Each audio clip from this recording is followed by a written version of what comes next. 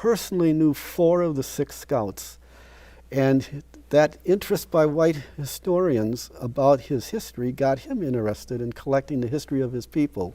So he's actually what became the unofficial Crow tribal historian. But he got me thinking, well, because he started telling me stories. Like, for example, everyone knows that the soldiers with Custer were killed at Little Bighorn. He had a big army, 750, but he had one group of about 220 that were him. He divided his regiment in 3 parts. Well, the Crow Scouts were his personal scouts. And White Man Runs Him was his favorite of the boys. They were all teenagers, 15, 16 years old. And Custer was going into Crow territory, and they couldn't find the Sioux village. And so these boys said, well, we have a good idea where we might find this village. So there's a place about 25 miles from the battlefield called the Crow's Nest. You go up on this hilltop, and you can look out over the landscape, and you can see a huge valley.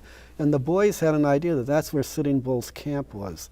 And that camp was huge. It was about the size of the city of San Francisco at that time. What kind of population are you talking about? Well, the pony herd alone was about 20,000. And so there were probably 5,000 or 6,000 Indians in the village. But only 1 in 10 was a warrior. But I mean, it was a huge camp, about 5 teepee circles. So anyway, these boys, Custer was with his regiment, and he sent the boys, went up the hill, climbed up there, and they were up there a while, and they said they could see that camp clear as a bell.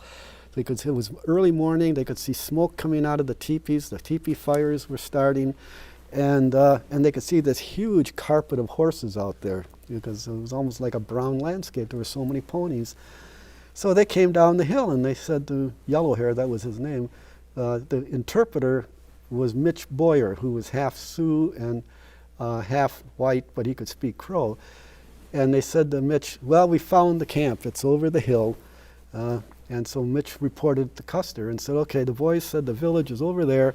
And Custer said, great. He said, now we're going to get them. And this is before Custer divided his regiment up. And so the boys said, though, to him, it's not a good idea. It's not a good idea. They said, in fact, what they said was, tell him there are more Indians in that camp than there are bullets in his guns. And Custer was actually the cavalry in front of a large infantry division coming, and Plains Indians were terrified of infantry. Cavalry they could deal with because that was what they were horse people.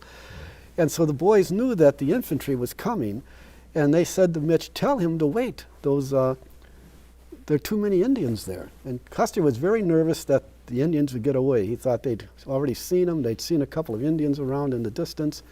So he said, you tell those boys to mind their business. We're going to get organized. And so Custer calls his officers together, and the boys were all together in a group to the side. And so Custer calls his officers together and says, okay, Raynal, you're going to do this. Benteen, you're going to do that. And while they're doing that, the boys start taking their uniforms off. Because they know what's going to happen. So they start putting on their regalia. Uh-huh. And Custer sees that. And he says to Mitch, why are they taking their uniforms off? And he says, I'll ask them. So Custer goes over there to the boys. He says, hey, Yellowhair wants to know why you're taking your uniforms off. And White Swan points to Custer and he says, tell him. He's a crazy man. And today we are all going to go home by a road we never walked before. And when we meet the Great Spirit, we want him to know we're Indians, not white people. So in other words, they knew they were all going to get killed. So Mitch goes back to Custer and says, sir, the boys think this is a mistake, and they're worried that they're going to get killed, so they just want to be dressed as Indians when they go into the fight. Now Custer, of course, is quite tense, and he says, I don't want that defeatist attitude around my men. If they're afraid to fight the Sioux, we'll do the fighting, tell them to leave. So Mitch goes back and says, boys, this is your lucky day. You get to go home. And they said to Mitch, aren't you coming with us? He said, no, I signed those papers. My place is with Custer. But that's why those boys were not there. Otherwise, they would have died with Custer right in that first charge down. So these Crow Scouts have the best firsthand knowledge of what happened.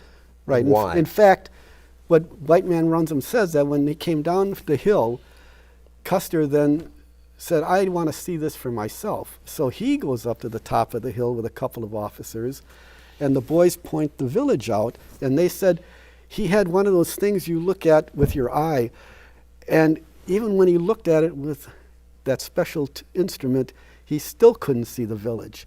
And they said, to us it was as plain as day. There was that huge herd of horses, and he said, I'll take your word for it. We'll go and get them. Well, let's look at Custer just a little bit. Now, he was the youngest general during the Civil War, Right. correct? And probably had a bit of an ego. Very much so. And do you think that's what caused all this? Certainly he had an ego. Certainly he was looking.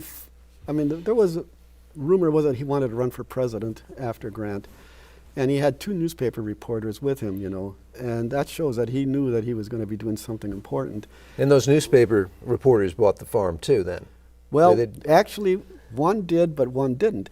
They came out of Fort Abraham Lincoln, and there was a senior reporter and a junior